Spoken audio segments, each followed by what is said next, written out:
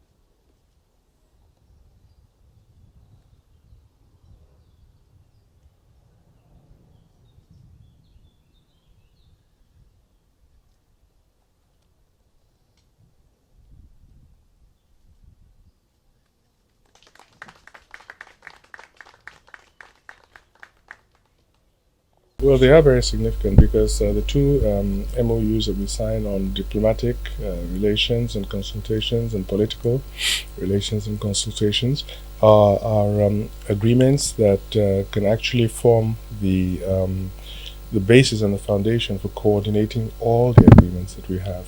And we're hoping that with the political and diplomatic consultations agreement, that we will be able to establish either a joint commission or a mechanism for cooperation and coordination, so that we will be meeting on a regular basis all the parties and sectors on the Nigerian side and all the parties and sectors on the Portuguese side. So I think that what we have created really is really the framework for the institutionalization of this partnership between the two countries. So how successful is this visit by President Buhari to Portugal? It's been very successful because I think because what it has done is that it has raised the level of cooperation between Portugal and Nigeria. What we are looking for are different partners around the world. We want to not just diversify our products, but we also, in our economy, but we also want to diversify our partners. And Portugal is a very important member of the European Union and is a leader in many fields, especially areas like renewable energy and pharmaceuticals and also IT. So it's a very important partner. And of course, Nigeria supplies over 50% of the gas that Portugal consumes. So they also need, and benefit from the relationship with Nigeria. So it's a very, very important visit, and the deliverable is very, very important in the sector of trade, in particular, and also politically and diplomatically. Well, I think that the two MOUs we signed today, one on youth and one on sport, both of them are very significant. First, because this is the first time we're signing separate MOUs for youth, a separate for youth and a separate for sports, which gives credence to the fact that this MOU will have the kind of depth that we expect. The focus on youth will be to make sure there's an exchange program between the youth in Portugal and the youth in Nigeria, but also to leverage on the areas of entrepreneurship, the area of startups, the area of ICT and the digital economy. But also beyond that, to see how we can have youth in leadership and mentoring.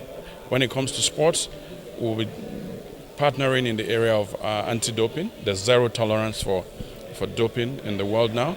In the areas of sports medicine, which is a growing area of sports development. In the area of training for our coaches, for our athletes, and also to see how we can have camping.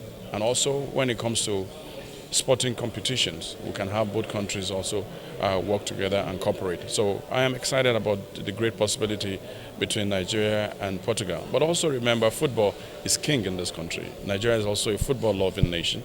and you see more than 280 Nigerian youngsters in this country playing football at various levels. So that's also important. This morning I was at Benfica. I met with two vice presidents. We had a meeting.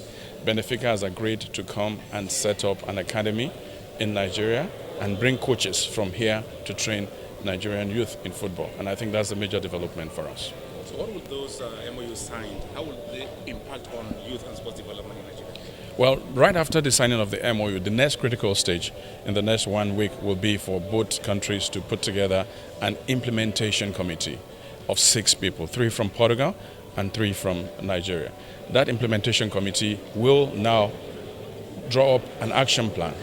Some of programs from Portugal will be put down, programs from Nigeria will be put down, and then we'll plug in and see which of the programs will fit in, and we can start almost immediately. So this MOU, we hope that in the next 1 month or so, we'll be able to have a final action plan and we can start.